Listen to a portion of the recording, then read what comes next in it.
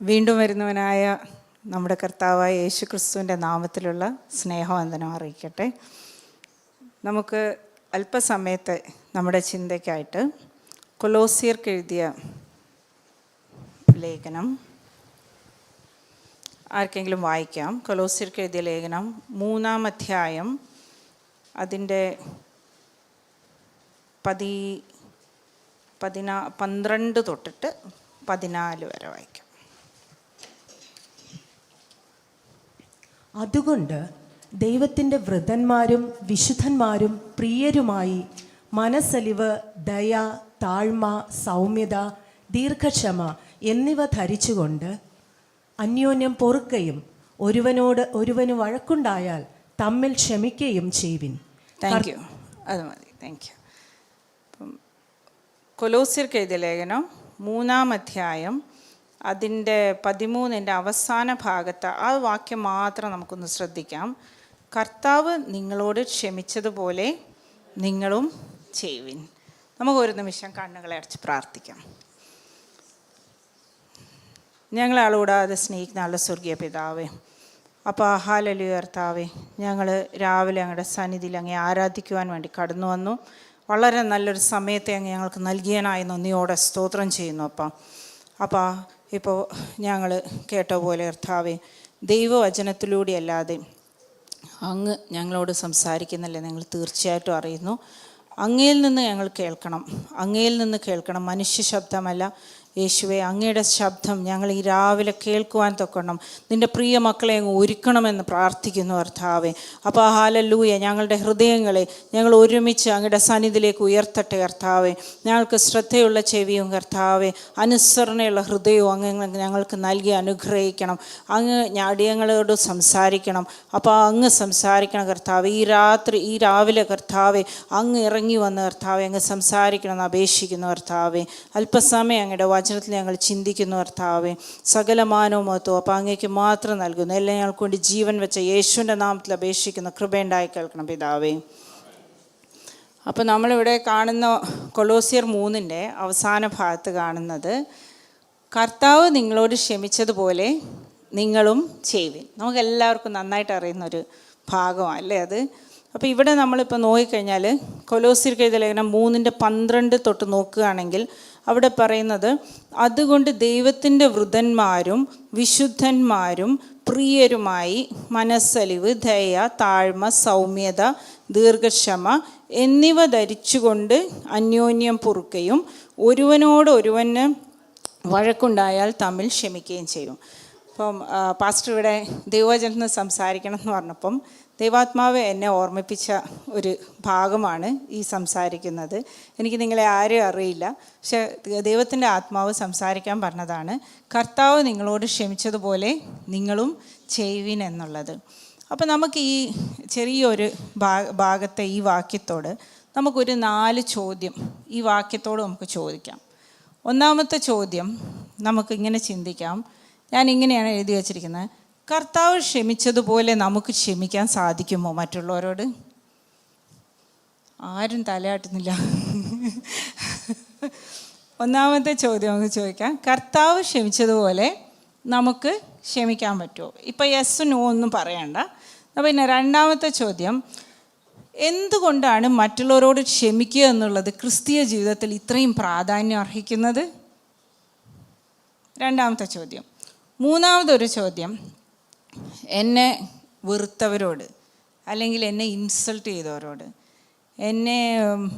ഞാനിവിടെ എഴുതിയിരിക്കുന്നത് എന്നെ ചതിച്ചവരോട്, അപമാനിച്ചവരോട് ഒക്കെ ക്ഷമിക്കാതെ എനിക്ക് വിജയകരമായൊരു ക്രിസ്തീയ ജീവിതം നയിക്കാൻ സാധിക്കുമോ? അപ്പോൾ നമ്മൾ എത്രാമത്തെ ചോദ്യത്തിലെത്തി? മൂന്നാമത്തെ ചോദ്യം. ഒന്നാമത്തെ എന്തായിരുന്നു? കർത്താവ് ക്ഷമിച്ച പോലെ നമുക്ക് ക്ഷമിക്കാൻ പറ്റുമോ? രണ്ടാമത്തെ ചോദ്യം എന്തായിരുന്നു? എന്തുകൊണ്ടാണ് ഈ ക്ഷമിക്കുക എന്നുള്ളത് ക്രിസ്തീയ ജീവിതത്തിൽ ഇത്രയും പ്രാധാന്യം അർഹിക്കുന്നത്? മൂന്നാമത്തേത്, നമ്മളോട് അങ്ങേയറ്റം മോശമായിട്ട് പെരുമാറിയ ആളുകളോട് നമുക്ക് ക്ഷമിക്കാതെ വിജയകരമായൊരു ക്രിസ്തീയ ജീവിതം നയിക്കാൻ സാധിക്കുമോ? നാലാമത്തെ ചോദ്യം ഇച്ചിരി കട്ടിക്കുള്ളൊരു ചോദ്യമാണ്. ഇനി അങ്ങനെ ക്ഷമിക്കാതെ ഞാൻ അങ്ങോട്ട് ജീവിക്കുകയാണെങ്കിൽ ഇതിനെന്തെങ്കിലും കോൺസിക്വൻസ് ഉണ്ടാവുമോ? അല്ലെങ്കിൽ എന്താ പറയണ്ടേ, പ്രത്യാഘാതം അല്ലേ? എൻ്റെ മലയാളം അത്ര മോശമല്ല അല്ലേ? പ്രത്യാഘാതം, എന്തെങ്കിലും നമ്മളങ്ങനെ ക്ഷമിക്കാതെ അങ്ങോട്ട് ജീവിക്കാൻ നമ്മൾ തീരുമാനിച്ചു. ഞാൻ കർത്താവിനെ സ്വന്തം രക്ഷിതാവായി സ്വീകരിച്ച ആളാണ്. കർത്താവ് എന്നോടെല്ലാം ക്ഷമിച്ചു. ഞാൻ കർത്താവിൻ്റെ പൈതലാണ്. എന്നെ ഒരു നാളും കൈവിടില്ല, ഉപേക്ഷിക്കില്ല. എല്ലാം ഉണ്ടെങ്കിലും ഇങ്ങനെ ചെയ്തു കഴിഞ്ഞാൽ ഞാൻ മറ്റുള്ളവരോട് എന്നോട് കർത്താവ് ക്ഷമിച്ചതുപോലെ മറ്റുള്ളവരോട് ക്ഷമിച്ചില്ലെങ്കിൽ ഇതിനെന്തെങ്കിലും കുഴപ്പമുണ്ടാവുമോ? ഇത്രയും 4 ചോദ്യങ്ങൾ നമുക്ക് ചോദിക്കാം. അപ്പം നമുക്ക് ഇതിനായിട്ട് മത്തായി എഴുതിയ സുവിശേഷം 18-ാം അധ്യായം 21 മുതൽ 35 വരെ കരുണയില്ലാത്ത ദാസൻ്റെ ഉപമ അതൊന്ന് വായിക്കാം. മത്തായി എഴുതിയ സുവിശേഷം ആർക്കെങ്കിലും ഒരാൾക്ക് വായിക്കാം.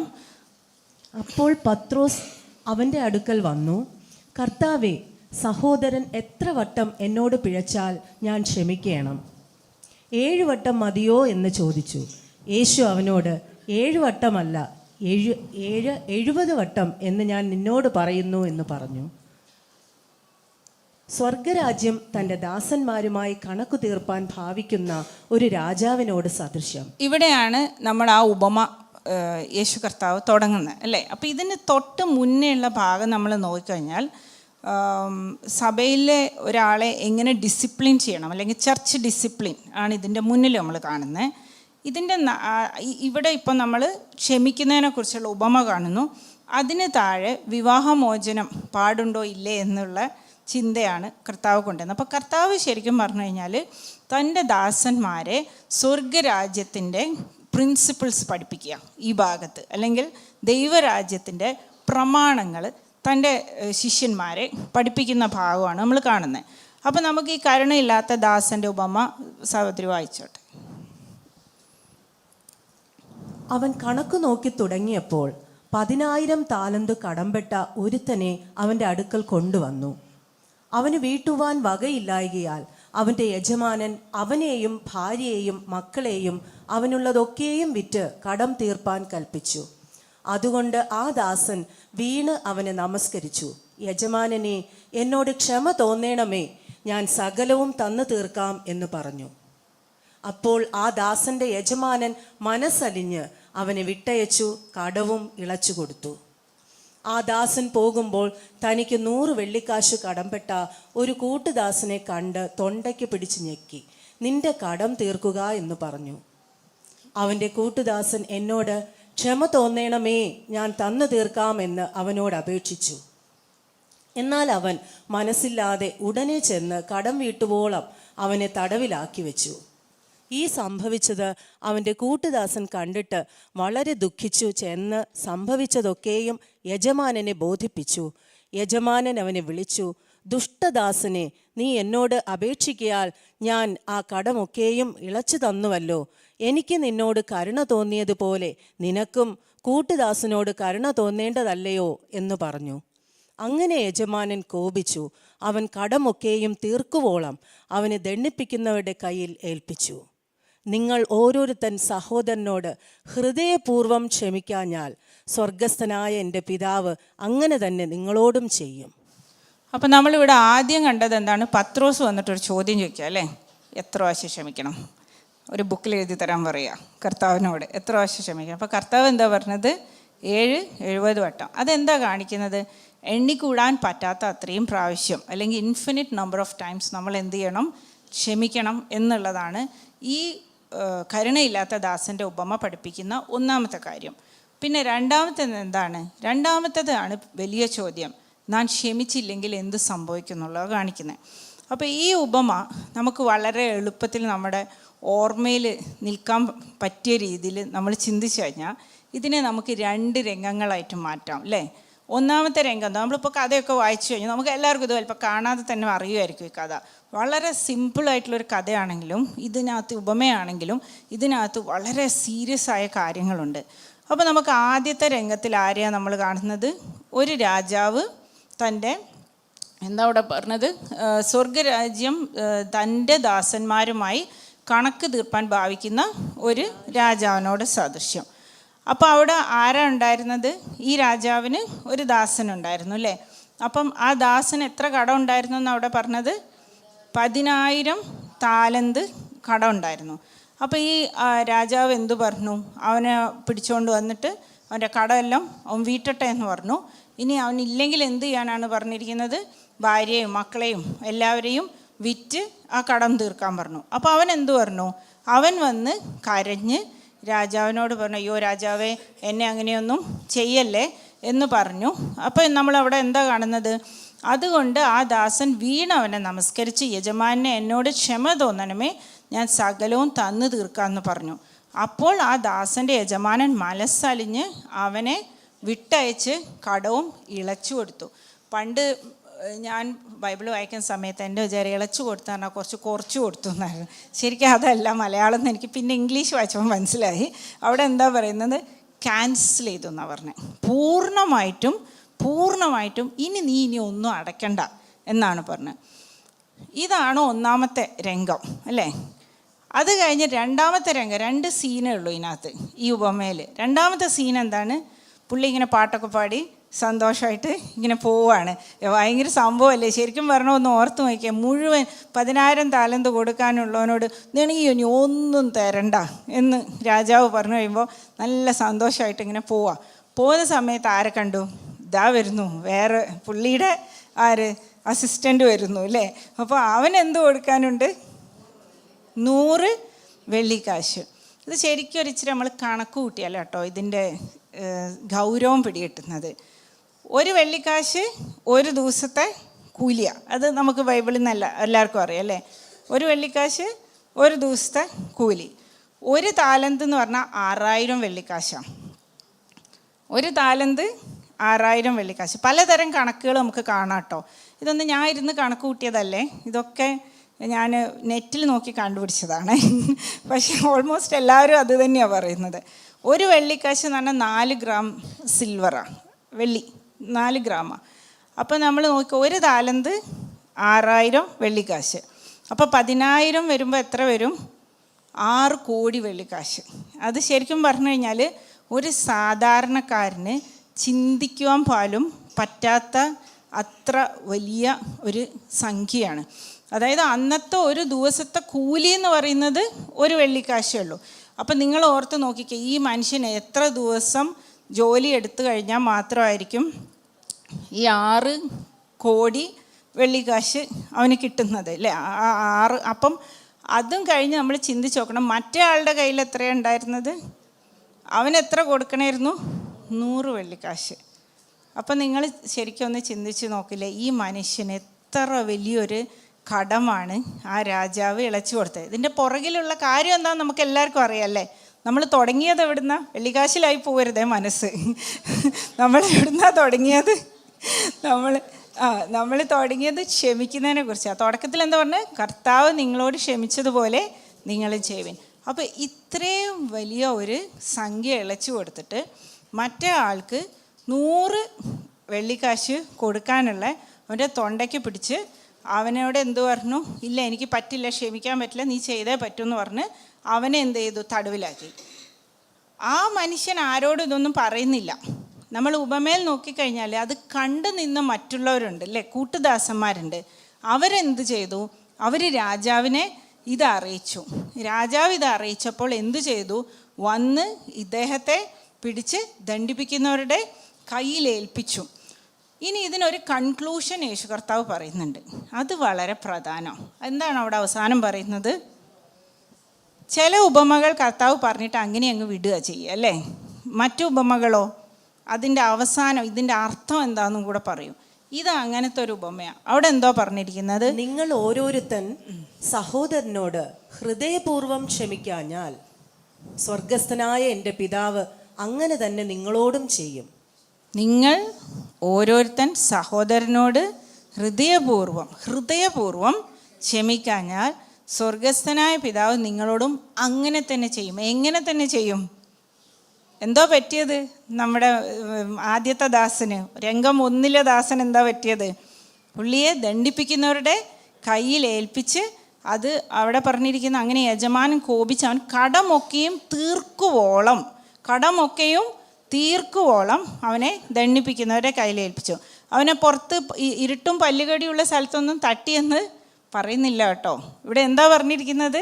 കടമൊക്കെയും തന്ന് തീർക്കുവോളം. അത് നിങ്ങൾക്ക് ഗ്രഹിക്കാൻ പരിശുദ്ധാത്മാവ് ശക്തി തരട്ടെ. നിങ്ങൾ മനസ്സിലാക്കിയാൽ മതി എന്താണ് അവിടെ പറയുന്നത്. കടമൊക്കെയും തന്ന് തീർക്കുവോളം അവനെ ദണ്ഡിപ്പിക്കാൻ ഏൽപ്പിച്ചു. എന്നിട്ടാണ് കർത്താവ് പറയുന്നത്, യേശു കർത്താവ് എന്താ അവിടെ പറയുന്നത്, ഇങ്ങനെയാണ് നിങ്ങൾ നിങ്ങളുടെ കൂടെ ഉള്ളവനോട് ഹൃദയപൂർവ്വം ക്ഷമിക്കഴിഞ്ഞാൽ നിങ്ങൾക്കും ഇങ്ങനെ സംഭവിക്കുന്നു. അപ്പോൾ നമ്മൾ ആദ്യം ഒരു 4 ചോദ്യം ചോദിച്ചിട്ടാണല്ലോ വന്നത്. അപ്പോൾ നമുക്ക് ഒന്നാമത്തെ ചോദ്യത്തിലേക്ക് തിരിച്ചു പോയാൽ എന്താ പറയുക, കർത്താവ് ക്ഷമിച്ചതുപോലെ നമുക്ക് ക്ഷമിക്കാൻ പറ്റുമോ? ഇപ്പോഴും ആരും തലയാട്ടുന്നില്ല. കർത്താവ് ക്ഷമിച്ച പോലെ ക്ഷമിക്കാൻ പറ്റുമോ? ഇല്ലെന്നും ഉണ്ടെന്നും പറയാം. ഇല്ല. ആ സഹോദരി വളരെ സത്യസന്ധമായിട്ട് പറഞ്ഞു ഇല്ല എന്ന് പറഞ്ഞു, അല്ലേ? ശരിയാണ്, കർത്താവ് ക്ഷമിച്ച പോലെ നമുക്ക് ക്ഷമിക്കാൻ പറ്റില്ല. പക്ഷെ പറ്റും. കാരണം എന്താ, കർത്താവ് നമ്മളോട് എത്രമാത്രമാണ് ക്ഷമിച്ചതെന്ന് ഓർത്ത് കഴിഞ്ഞാൽ നമ്മുടെ അപ്പുറത്തെ അയൽവക്കക്കാരനും നമ്മുടെ അയൽവക്കത്തൊന്നും പോകണ്ടല്ലേ, വീട്ടിൽ ഭാര്യയും ഭർത്താവൊക്കെ തന്നെ ഉണ്ടാവുമല്ലോ, അല്ലേ? അപ്പോൾ അവർ ചെയ്തത് എന്താണ്, 100 വെള്ളിക്കാശാണ്. അപ്പോൾ നമുക്ക് പറ്റുമോ? പറ്റും, നമുക്ക് ക്ഷമിക്കാൻ പറ്റും. പക്ഷേ എന്താ, അത് പറയാൻ നമുക്ക് ഇച്ചിരി പ്രയാസമാണ്. പക്ഷേ നമ്മൾ ഇത് ഓർത്താൽ മതി, നമ്മളോട് എന്തുമാത്രം നമ്മുടെ കർത്താവ് ക്ഷമിച്ചു. നമ്മുടെ പാപ സ്വഭാവത്തിലായിരുന്ന നമ്മളെ, ജന്മനാ പാപ സ്വഭാവത്തിലാണ്, അല്ലേ? ജനിച്ച് വീണപ്പോൾ തൊട്ടിട്ടേ പാപ സ്വഭാവത്തിൽ, അതിൻ്റെ കൂടെ നമ്മളായിട്ട് ചെയ്തു വെച്ചത് വേറെയും വരും. ഇതെല്ലാം കൂടെ ഒരു നാൾ കർത്താവ് നമ്മളോട് എന്ത് ചെയ്തു, നമ്മളോട് ക്ഷമിച്ചു. നമ്മൾ യേശുവിനെ സ്വന്തം രക്ഷ സ്വീകരിച്ചപ്പോൾ നമ്മളോട് ക്ഷമിച്ചു. ആ ക്ഷമിച്ച അതിൻ്റെ ആ ഒരു ആഴം നമുക്ക് മനസ്സിലാക്കാൻ പറ്റിയാൽ നമുക്ക് എന്ത് ചെയ്യാൻ പറ്റും, നമുക്ക് മറ്റുള്ളവരോട് ക്ഷമിക്കാൻ പറ്റും.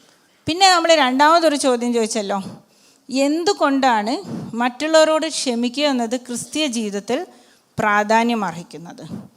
എന്തുകൊണ്ടാണ്? നമ്മൾ ഭയങ്കര പ്രശ്നത്തിലാണ്, മറ്റുള്ളവരോട് ക്ഷമിക്കാൻ പറ്റിയില്ലേ.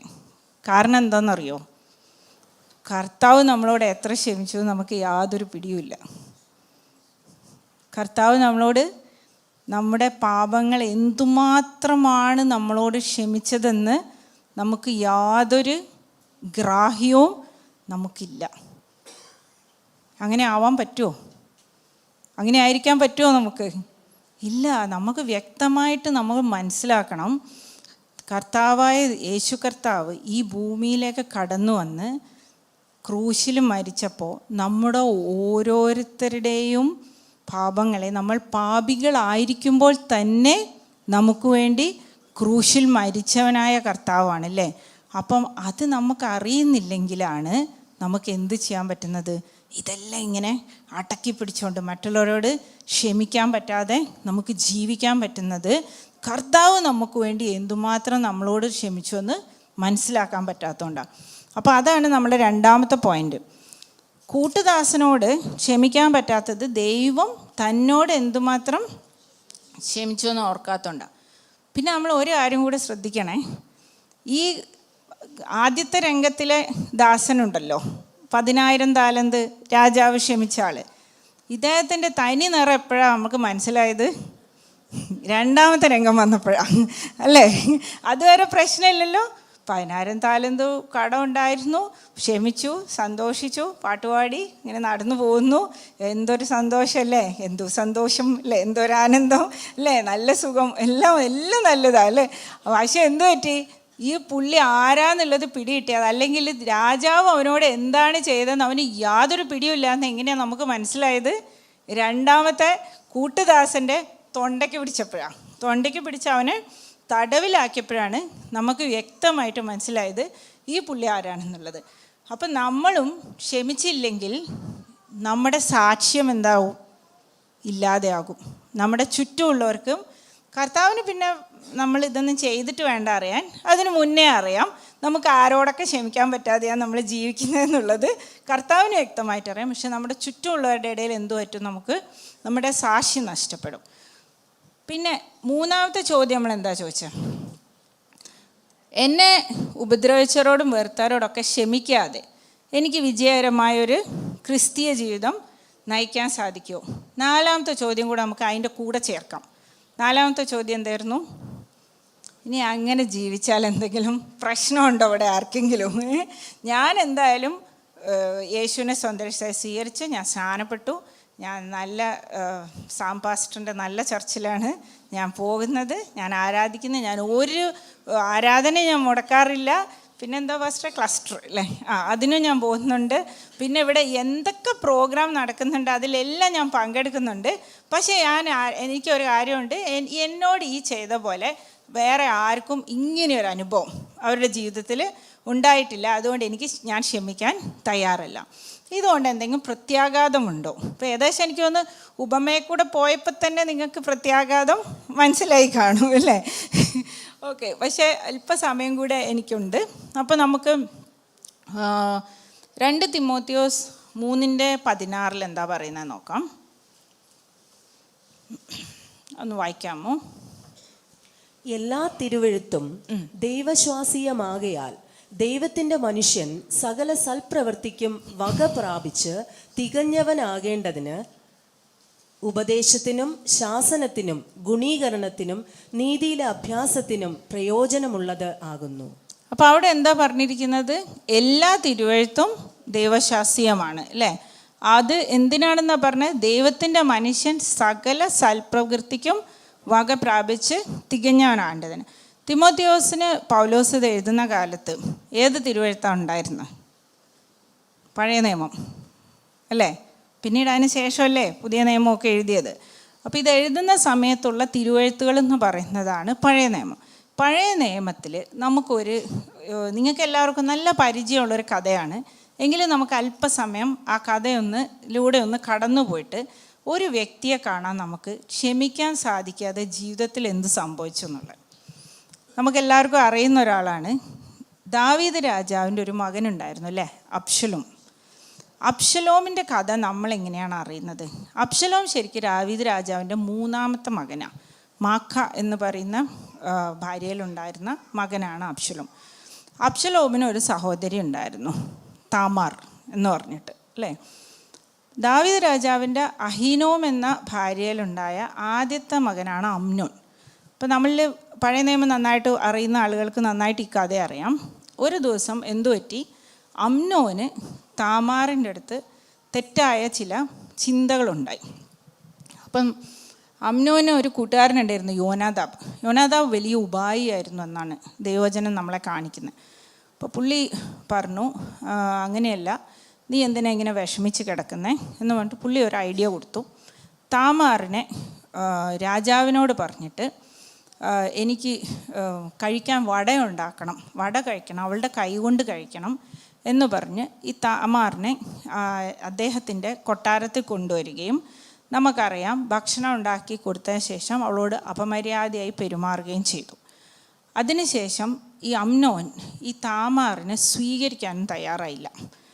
താമാർ പറയുന്നുണ്ട്, എൻ്റെ അപമാനം ഞാൻ എവിടെ കൊണ്ടുപോയി കളയുമെന്ന് പറയുന്നുണ്ട്. പക്ഷേ സ്വീകരിക്കാതെ അത് കഴിഞ്ഞ് നമ്മൾ നോക്കിക്കഴിഞ്ഞാൽ നമുക്ക് കാണാം ദാവീദ് രാജാവ് ഇതിനെക്കുറിച്ചൊന്നും പറയുന്നില്ല.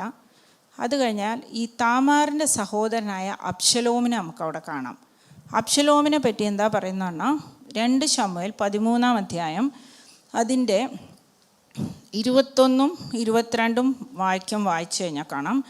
ദാവീദ് രാജാവ് ഈ കാര്യമൊക്കെ കേട്ടപ്പോൾ അവൻ്റെ കോപം ഏറ്റവും ജ്വലിച്ചു. എന്നാൽ അബ്ശലോം അമ്നോനോട് ഗുണമോ ദോഷമോ ഒന്നും സംസാരിച്ചില്ല. അബ്ശലോം എന്ത് ചെയ്തു? ഒന്നും സംസാരിച്ചില്ല. അത് കഴിഞ്ഞ് എന്ത് സംഭവിച്ചെന്നാൽ 2 വർഷത്തിന് ശേഷം ഈ അബ്ശലോമിന് ഒരു രോമം കത്തിരിക്കുന്ന അടിയന്തരമുണ്ട്, ആടുകളുടെ രോമം കത്തിക്കുന്ന. അതിനുവേണ്ടി അബ്ശലോം ദാവീദ് രാജാവിനോട് പറയുകയും ഈ അമ്നോനെയും മറ്റ് രാജകുമാരന്മാരെയും അങ്ങോട്ട് വിളിക്കുകയും ചെയ്തു. അവിടെ ക്ഷണിച്ചു. ദാവീദ് രാജാവ് അവരെ പറഞ്ഞയക്കുന്നു. അവിടെ വെച്ച് അബ്ശലോം തൻ്റെ ആൾക്കാരോട് പറഞ്ഞു, അമ്നോൻ വീഞ്ഞു കുടിച്ച് മത്തനായിരിക്കുന്ന സമയത്ത് അവനെ അങ്ങ് അടിച്ചു കൊല്ലണം എന്ന് പറഞ്ഞു. അങ്ങനെ അവരത് തന്നെ ചെയ്തു. അതിനുശേഷം അത് മരണം കഴിഞ്ഞപ്പോൾ, കൊന്നു കഴിഞ്ഞപ്പോൾ അബ്ശലോമിന് ഭയമായി. അബ്ശലോം എന്ത് ചെയ്തു? അബ്ശലോം അവിടുന്ന് ഓടിപ്പോയി ഗെശൂറിൽ പോയിട്ട് ഒളിഞ്ഞ് താമസിക്കാൻ തുടങ്ങി. അപ്പോൾ ദാവീദ് രാജാവിന് അബ്ശലോമിനോട് ഭയങ്കര സ്നേഹമാണ്. അതാണ് നമ്മളെപ്പോഴും കാണുന്നത്. അപ്പം ദാവീദ് രാജാവിൻ്റെ സേനാധിപതിയായ യോവാബ് ഇടപെട്ട് അബ്ശലോമിനെ വീണ്ടും 3 വർഷത്തിന് ശേഷം യെരൂശലേമിലേക്ക് കൊണ്ടുവന്നു. കാരണം രാജാവിൻ്റെ ആ ഒരു പ്രയാസം കണ്ടിട്ടാണ് അത് കൊണ്ടുവരുന്നത്. പക്ഷെ കൊണ്ടുവന്ന് അവിടെ എത്തിയിട്ടും അതൊരു സമാധാനത്തിലെത്തിയില്ല. പിന്നെ ഇതിൻ്റെ കഥകൾ അറിയുന്ന നമുക്കറിയാം, അബ്ശലോം എന്ത് ചെയ്തു? ദാവീദ് രാജാവിനെതിരെ സ്കീം ചെയ്തു. രാജ്യത്തെ പ്രജകളെയൊക്കെ വിളിച്ചുകൂട്ടി ദാവീദ് രാജാവിൻ്റെ രാജ്യവും കൊട്ടാരവും കൂടാതെ വെപ്പാട്ടികളെയെല്ലാം അബ്ശലോം എന്ത് ചെയ്തു? സ്വന്തമാക്കി കഴിഞ്ഞ് പിന്നീട് അതിനുശേഷം നിങ്ങൾക്ക് ബൈബിള് അറിയുന്ന ആ കഥകളൊക്കെ അറിയുമല്ലോ. പിന്നീട് ഇവരെല്ലാവരും രാജാവ് പിന്നെ അവിടെ നിന്ന് പോകേണ്ടി വരുന്നു. തൻ്റെ ജീവനെ ഭയപ്പെട്ട് രാജാവ് ഓടിപ്പോകേണ്ടി വരിക. അവസാനം രാജാവിൻ്റെ ആളുകൾ അബ്ശലോമിനെ എതിരെ ചെന്ന സമയത്ത് അബ്ശലോമിൻ്റെ മുടി നീളമുള്ളതായിരുന്നു. അതൊരു കരുവേലത്തിൻ്റെ മേലെ കുടുങ്ങി അബ്ശലോം എന്ത് ചെയ്തു? ബൈബിൾ ഇങ്ങനെയാണ് പറയുന്നത്, ആകാശത്തിനും ഭൂമിക്കും മധ്യേ തൂങ്ങി. ആ സമയത്ത് ഇവർ 3 കുന്തം കൊണ്ട് അബ്ശലോമിനെ കുത്തുക മാത്രമല്ല, അതിനുശേഷം 10 പേര് ചേർന്ന് അടിച്ചു കൊന്നു അബ്ശലോമിനെ. ഇവിടെയാണ് അബ്ശലോമിൻ്റെ കഥ തീരുന്നത്. ഈ കഥ നമുക്കെല്ലാവർക്കും അറിയുന്ന കഥയാണ്. ഇന്ന് ഞാൻ അതിനെ നിങ്ങളെ ഇങ്ങനെ ചിന്തിപ്പിക്കാൻ ആഗ്രഹിക്കുന്നു. നമ്മൾ നോക്കിക്കേ, ആ ഒരു ഭയങ്കരമായ തെറ്റല്ലേ അബ്ശലോമിനോട് താമാറിനോട് അമ്നോൻ ചെയ്തത്? ശരിക്കും പറഞ്ഞാൽ വലിയ തെറ്റാണ് അല്ലേ? നമുക്ക് മാനുഷികമായിട്ട് തോന്നൂലേ അബ്ശലോം ഇങ്ങനെയൊക്കെ തന്നെ ചെയ്യണമായിരുന്നു എന്ന് തോന്നും. പക്ഷെ അബ്ശലോം ഒന്നും മിണ്ടിയില്ല, ഒന്നും പറഞ്ഞതുമില്ല. ഇത് ഹൃദയത്തിൽ വെച്ചുകൊണ്ടിരുന്നു. അതെന്താണ് ഹൃദയത്തിൽ വെച്ചുകൊണ്ടിരുന്നത്? എന്തുകൊണ്ടാണ്? ക്ഷമിക്കാൻ പറ്റിയില്ല അല്ലേ? അതിനുശേഷം നമ്മൾ നോക്കിക്കഴിഞ്ഞാൽ അബ്ശലോമിൻ്റെ ഒരു രീതി നോക്കിക്കഴിഞ്ഞാൽ അത് ഹൃദയത്തിൽ വെച്ചു, അത് പ്രതികാരമായി, അത് കൊലപാതകത്തിൽ അവസാനിച്ചു. പക്ഷെ അവിടെ നമ്മൾ ശ്രദ്ധിക്കണം, കൊലപാതകം നടന്നു കഴിഞ്ഞപ്പോൾ എന്തായി? അത് ഭയങ്കര സക്സസ്സായി. അവിടെ വീണ്ടും അഹങ്കാരം വന്നപ്പോഴാണ് സ്വന്തം അപ്പനെതിരെ തന്നെ ഒരു കോൺസ്പിറസി അല്ലെങ്കിൽ എന്താ പറയുക ഒരു പ്രശ്നം ഉണ്ടാക്കുകയും അപ്പനെതിരെ പോവുകയും ചെയ്തു. അവസാനം നമ്മൾ അബ്ശലോമിൻ്റെ അന്ത്യവും നമ്മളവിടെ കണ്ടു. അപ്പം ഇതിനകത്തുനിന്ന് നമ്മൾ മനസ്സിലാക്കേണ്ടത് എന്താണ്? നമുക്ക് ക്ഷമിക്കാൻ പറ്റിയില്ലെങ്കിൽ ജീവിതത്തിൽ നാച്ചുറലി എന്തു വരും? ഇതിൻ്റെ കോൺസിക്വൻസ് വരും.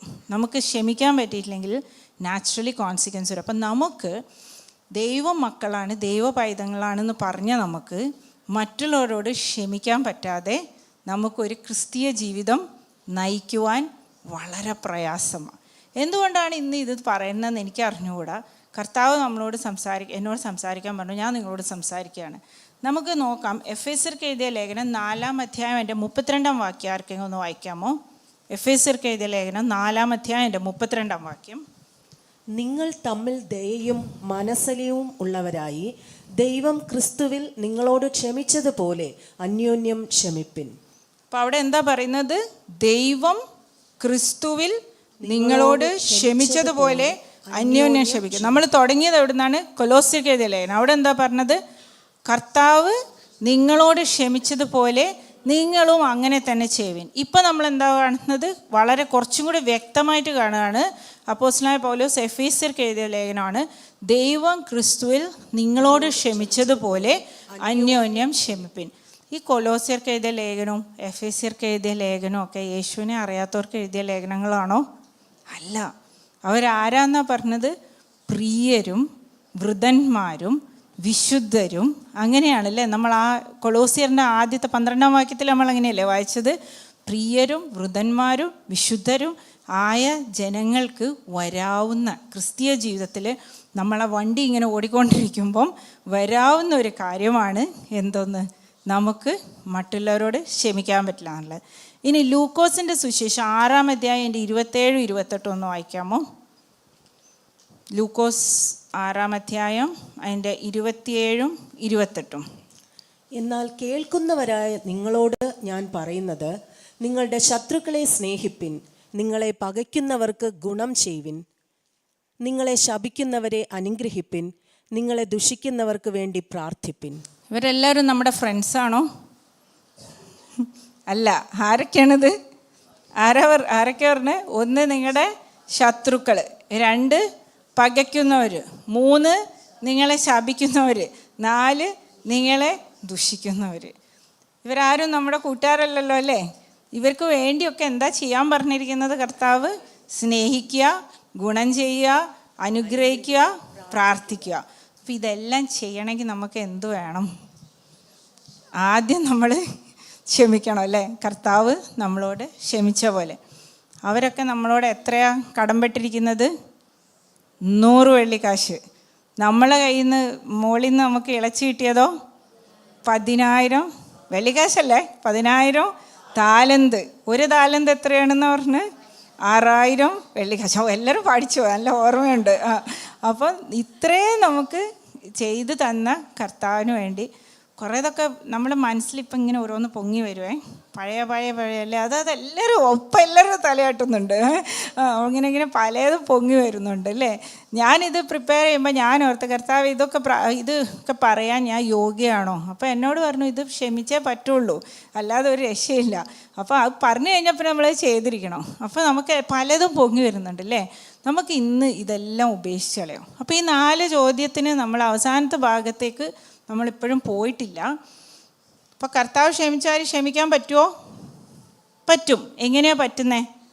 10,000 താലന്ത് നമ്മൾ ഓർത്താൽ 100 വെള്ളിക്കാശ് ഒന്നുമില്ല. ഓക്കെ, അതെല്ലാവരും എഗ്രി ചെയ്തല്ലോ അല്ലേ? അത് പറ്റി. ഇനി ക്രിസ്തീയ ജീവിതത്തിൽ വിജയകരമായ ക്രിസ്തീയ ജീവിതം നമ്മൾ നയിക്കണമെങ്കിൽ നമ്മൾ എന്ത് ചെയ്യണം? നമ്മൾ ക്ഷമിച്ചിരിക്കണം. ഇനി ഇങ്ങനെ അങ്ങ് പോയാൽ നമുക്ക് എന്താ പറ്റുക? കർത്താവ് വളരെ സിമ്പിളായിട്ട് പറഞ്ഞു തന്നല്ലോ അല്ലേ. എന്താണ് ചെയ്യാൻ പോകുന്നത്? അവരെ പിടിച്ച് ദണ്ഡിപ്പിക്കുന്നവരുടെ കയ്യിൽ ഏൽപ്പിക്കുമെന്നാണ് പറഞ്ഞത്. ഇതിനെയാണ് നമ്മൾ എന്താ പറയുന്നത്? ഡിസിപ്ലിൻ ചെയ്യുക എന്ന് പറയുന്നത് അല്ലേ. മലയാളത്തിൽ എന്താ പറയുക? മലയാളത്തിൽ ഡിസിപ്ലിൻ. നമുക്ക് ഡിസിപ്ലിൻ ചെയ്യാന്ന് പറഞ്ഞാൽ നമുക്ക് എല്ലാവർക്കും അറിയാം അല്ലേ. പണിഷ് ചെയ്യല്ല, ശിക്ഷയ്ക്ക് വിധിച്ച്, കുറ്റം വിധിച്ച് ശിക്ഷിക്കില്ല. കാരണം നമ്മളാരാ? അപ്പൻ്റെ മക്കളാണ്. പക്ഷെ നമ്മുടെ കർത്താവ് പറഞ്ഞ ഉപമയിൽ വളരെ വ്യക്തമായി പറഞ്ഞിട്ടുണ്ട്, നിങ്ങളെ ദണ്ഡിപ്പിക്കുന്നു. അതിൻ്റെ അർത്ഥം എന്താ? അത് കൊടുത്ത് തീർക്കുവോളം ദണ്ഡിപ്പിക്കും. അപ്പോൾ ഇനി ഒന്നും വെച്ചോണ്ടിരിക്കണ്ട. എന്തെങ്കിലും ദണ്ഡനം നടക്കുന്നുണ്ടെങ്കിൽ ഒരൊറ്റ വഴിയുള്ളൂ. ഇപ്പം നമ്മൾ ആ മനസ്സിൽ പൊങ്ങി വരുന്ന പേരുകൾ നമ്മൾ ഓർത്ത് കർത്താവിൻ്റെ കുരിശിൻ്റെ കീഴിൽ അതെല്ലാം അങ്ങ് ഇട്ടേക്കുക. എൻ്റെ കർത്താവേ, നീ എനിക്ക് വേണ്ടി മരിച്ചു, ഞാൻ പാപിയായിരിക്കുമ്പോൾ തന്നെ മരിച്ചു. നമുക്കൊരു കാര്യം പറയാം. നമ്മൾ ലോകത്തിൽ പല മതങ്ങളുണ്ട് അല്ലേ. നമ്മൾ നോക്കിക്കഴിഞ്ഞാൽ നമ്മൾ വിശ്വസിക്കുന്ന യേശു കർത്താവാണെന്ന് മാത്രമാണ് നമ്മളോട് എന്തു പറഞ്ഞിരിക്കുന്നത്? ക്ഷമിക്കണമെന്ന്. അപ്പോൾ ക്രിസ്തീയ ജീവിതത്തിൻ്റെ ഒരു നങ്കൂരമാണ് മറ്റുള്ളവരോട് നമ്മൾ ക്ഷമിക്കുന്നതെന്ന് പറയാം. ഈ നങ്കൂരം എന്ന് പറഞ്ഞാൽ എന്താ?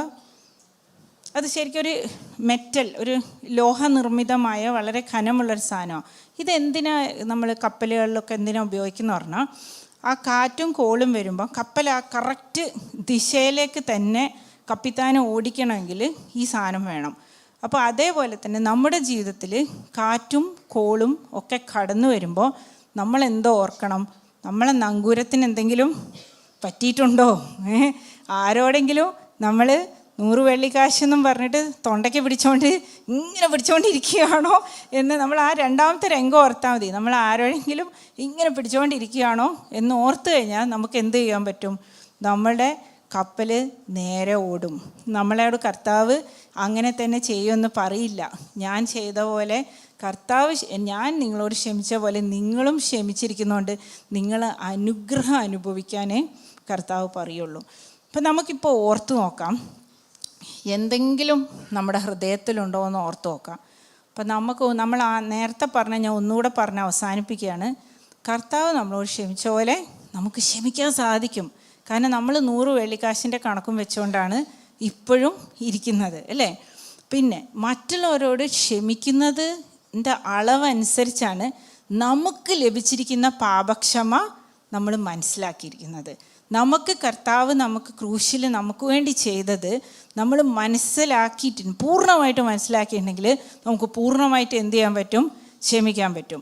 പിന്നെ വിജയകരമായൊരു ക്രിസ്തീയ ജീവിതം ഈ എന്താ പറയുക, അൺഫോർഗീവ്നെസ് അല്ലെങ്കിൽ ഈ ക്ഷമിക്കാൻ പറ്റായിക എന്ന അസുഖം മനസ്സിൽ വെച്ചുകൊണ്ട് നമുക്ക് സന്തോഷമായിട്ടുള്ളൊരു ക്രിസ്തീയ ജീവിതം നമുക്ക് നയിക്കുവാൻ സാധ്യമല്ല. ഇനി അങ്ങനെ നമ്മൾ ചെയ്യുവാണെങ്കിൽ അപ്പൻ്റെ മക്കളായതുകൊണ്ട്, അല്ലേ, ഒരപ്പൻ തൻ്റെ മക്കളെയല്ലേ ഡിസിപ്ലിൻ ചെയ്യുള്ളൂ. അടുത്ത വീട്ടിലെ ആളുടെ പിള്ളേരെ ഡിസിപ്ലിൻ ചെയ്യാൻ പോവുമോ നമ്മൾ? ഇല്ല, നമ്മുടെ മക്കളെയാണ് നമ്മൾ ഡിസിപ്ലിൻ ചെയ്യുന്നത്. അപ്പോൾ തീർച്ചയായിട്ടും നമ്മൾ അങ്ങനെ മുന്നോട്ട് പോവുകയാണെങ്കിൽ അപ്പൻ നമ്മളെ ഡിസിപ്ലിൻ ചെയ്തിരിക്കും. അപ്പം നമുക്കിപ്പോൾ നമ്മുടെ കണ്ണുകളെ അടയ്ക്കാം, നമുക്ക് ഓർത്ത് പ്രാർത്ഥിക്കാം. പരിശുദ്ധാത്മാവ് നമ്മളെ ഈ വചനം കേട്ടോണ്ടിരിക്കുമ്പോൾ നമ്മുടെ മനസ്സിൽ കൊണ്ടുവന്നിരിക്കുന്ന ആ പേരുകളെയും ആ വ്യക്തികളെയും, ചിലപ്പോൾ നമുക്ക് പേര് പോലും അറിയുന്നുണ്ടാവില്ല, ചിലർ നമ്മളോട് പലതും ചെയ്തതായിട്ടുള്ളവരെയും നമുക്ക് ഇപ്പോൾ മനസ്സിൽ നമുക്ക് ഓർത്ത് അവരെ എല്ലാം നമ്മൾ ആ 10,000 താലന്ത് നമുക്ക് ലഭിച്ചത് അവരെ നമ്മൾ ഇനി ഓർക്കണ്ട. നമ്മൾ ആ 10,000 താലന്ത് നമ്മളോട് ക്ഷമിച്ച ആ രാജാവിനെ മാത്രം, നമ്മുടെ രാജാവായ നമ്മുടെ യേശു കർത്താവിനെ മാത്രം ഓർത്ത് നമ്മൾ പരിശുദ്ധാത്മാവിനെ നമ്മളെ തന്നെ വിട്ടുകൊടുക്കുക. ഈ രാവിലെ സമയം, ഈ മധ്യാഹ്ന സമയത്ത് നമുക്ക് പരിശുദ്ധാത്മാവിനെ നമ്മളെ തന്നെ വിട്ടുകൊടുത്തു കഴിയുമ്പോൾ നമ്മളൊരു വലിയൊരു റിലീസ് അനുഭവിക്കാൻ പോവുകയാണ്. നിങ്ങൾ ശരിക്കും നിങ്ങളെ വളരെയധികം പ്രയാസപ്പെടുത്തിയ സംഭവങ്ങൾ, പ്രയാസപ്പെടുത്തിയ അനുഭവങ്ങൾ, പ്രയാസപ്പെടുത്തിയ വ്യക്തികൾ, അവർക്കെല്ലാവർക്കും വേണ്ടി യേശു കർത്താവ് നമ്മളോട് പഠിപ്പിച്ചത് ശത്രുക്കൾക്ക് വേണ്ടി പ്രാർത്ഥിക്കുവാനും ശപിക്കുന്നവരെ അനുഗ്രഹിക്കാനും നമ്മളെ പഴിച്ചു പറയുന്നവരെ ഗുണം ചെയ്യുവാനും ഒക്കെയാണ്. അപ്പം അങ്ങനെ നമ്മൾ ചെയ്യുവാനുള്ള ഒരു പ്രത്യേക ആത്മനിറവ് നമുക്ക് ഇന്ന് ഈ രാവിലെ സമയം നമുക്ക് തരുവാൻ വേണ്ടി നമുക്ക് കർത്താവിനോട് പ്രാർത്ഥിക്കാം. അത് സ്വീകരിക്കാൻ തയ്യാറായിട്ടുള്ളവർ അതെല്ലാം ഹൃദയത്തിൽ നിന്ന് വിട്ടുകളയട്ടെ, അതെല്ലാം യേശുവിൻ്റെ നാമത്തിൽ നീങ്ങിപ്പോട്ടെ. നമുക്കിപ്പോൾ പ്രാർത്ഥിക്കാം. കർത്താവ് യേശുവേ, ഞങ്ങളുടെ ഹൃദയങ്ങളെ ഞങ്ങളുടെ സന്നിധിയിലേക്ക് കൊണ്ടുവരുന്നു. അപ്പോൾ ഹല്ലേലൂയ കർത്താവേ, ഞങ്ങൾ ചിന്തിച്ചതും ഞങ്ങളെ പ്രയാസപ്പെടുത്തിയ സംഭവങ്ങളെല്ലാം ഞങ്ങൾ ഓർത്തു. പക്ഷേ അങ്ങ് ഞങ്ങൾക്ക് വേണ്ടി കാൽവറി ക്രൂശിൽ ചെയ്ത ആ പരമയാഗത്തെ ഞങ്ങൾ ഓർക്കുമ്പോൾ ഒന്നും അല്ലെന്ന് ഞങ്ങൾ ഓർക്കുന്നു കർത്താവേ. അതെല്ലാം കർത്താവ്, ഇതെല്ലാം നിസ്സാരമായ 100 വെള്ളിക്കാശ് മാത്രമാണെന്ന് ഞങ്ങൾ ഓർക്കുന്നു കർത്താവേ. ഞങ്ങളുടെ എന്തൊക്കെ കുറവുകൾ ഇപ്പോഴും ഞങ്ങൾ ചെയ്യുന്ന പല കാര്യങ്ങളോടും അങ്ങ് ഞങ്ങളോട് എന്നും ക്ഷമിക്കുന്ന ദൈവമാകിയാൽ നന്ദിയോടെ സ്തോത്രം കർത്താവേ. അതുകൊണ്ട് കർത്താവേ, അപ്പം അങ്ങയുടെ ഡിസിപ്ലിനിലേക്ക് ഞങ്ങൾ പോവാതെ കർത്താവേ, ഇപ്പോൾ തന്നെ ഞങ്ങൾ അതെല്ലാം വിട്ടുകളഞ്ഞു കർത്താവേ, അങ്ങയുടെ നല്ല മക്കളായി, പ്രിയന്മാരായി, വൃദ്ധന്മാരായി, വിശുദ്ധരായി ഒന്നുകൂടെ കർത്താവെ സ്നേഹം, മനസ്സലിവ്, ദയ, താഴ്മ ഇവയെല്ലാം ഞങ്ങൾ ഒരിക്കൽ കൂടെ ധരിച്ചുകൊണ്ട് കർത്താവെ അങ്ങേക്ക് പ്രിയമുള്ള മക്കളായിട്ട് മുന്നോട്ടുള്ള നാളുകൾ ഞങ്ങളെ ജീവിപ്പാൻ സഹായിക്കണം. ഞങ്ങളുടെ ക്രിസ്തീയ ജീവിതത്തിൽ ഉയർച്ച നൽകണം കർത്താവെ. ഞങ്ങൾക്ക് തടഞ്ഞു വെച്ചപ്പെട്ടിരിക്കുന്ന എല്ലാ അനുഗ്രഹങ്ങളും ഇതിലൂടെ കർത്താവെ അങ്ങ് റിലീസ് ചെയ്യുന്നതിനായി സ്തോത്രം. യേശുവിൻ്റെ നാമത്തിൽ കർത്താവെ, ഹല്ലേലൂയ കർത്താവെ, തടസ്സങ്ങൾ നീങ്ങി കർത്താവെ, അൺഫോർഗീവ്നെസ് മാറി കർത്താവെ, ഹല്ലേലൂയ കർത്താവെ, എല്ലാ അനുഗ്രഹങ്ങളും തടഞ്ഞു വച്ചിരിക്കുന്ന ദുഷ്ടൻ തടഞ്ഞു വച്ചിരിക്കുന്ന അനുഗ്രഹങ്ങൾ, ദുഷ്ടൻ ചെവിയിൽ പറഞ്ഞു കൊടുക്കുന്ന കാര്യങ്ങൾ എല്ലാം യേശുവിൻ്റെ നാമത്തിൽ കർത്താവെ നീങ്ങിപ്പോകാൻ തക്കണം അങ്ങ് ഇടയാക്കിയിരിക്കുന്നതിനായ സ്തോത്രം. ഞങ്ങളുടെ പ്രാർത്ഥന അങ്ങ് ശ്രദ്ധ വെച്ച് കേൾക്കുന്ന ദൈവമാകിയാൽ നന്ദിയോടെ സ്തോത്രം. ആ വിശ്വാസത്തോടെ ഞങ്ങളെ പൂർണ്ണമായും അങ്ങയുടെ കരങ്ങളിൽ ഏൽപ്പിക്കുന്നു. സകല മാനവും മഹത്വവും അപ്പം അങ്ങേക്ക് മാത്രം നൽകുന്നു. എല്ലാം ഞങ്ങൾക്ക് വേണ്ടി ജീവൻ വെച്ച് യേശുവിൻ്റെ നാമത്തിൽ അപേക്ഷിക്കുന്നു. കൃപയുണ്ടായി കേൾക്കണം പിതാവേ. ആമേൻ.